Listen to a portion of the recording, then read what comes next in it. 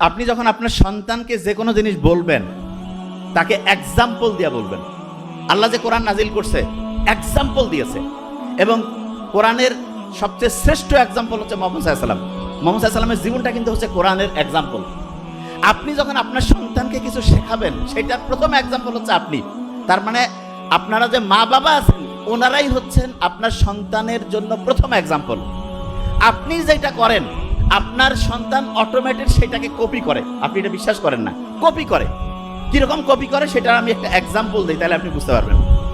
আচ্ছা, এখানে দেখেন তো, একটু দেখেন, কিছু মা বাবা আছে না, শুনতে হবে প্রত্যেকেই, কিছু মা বাবা আছে না যে বাড়ির আশেপাশে যে কোনো কাউকে যদি দেখে যে একটু দুরবস্থায় আছে, একটু কষ্টে আছে, তাইলে হেল্প করে।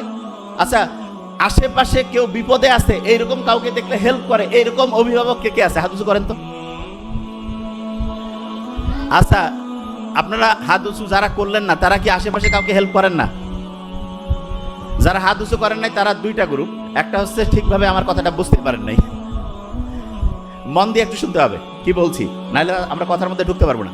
আমি আবার জিজ্ঞেস করছি, এবার কিন্তু যে আমি জিজ্ঞেস করবো কিন্তু, এবং আমি ধরবো যে আপনি আসলে উত্তরটা দিলেন না কেন।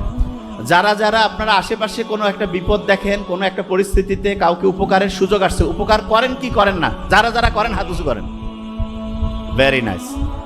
একটু ধরেন না, হাতটা ধরেন, একটা ব্যাপার আছে। ও সো নাইস। আচ্ছা, এবার নামান।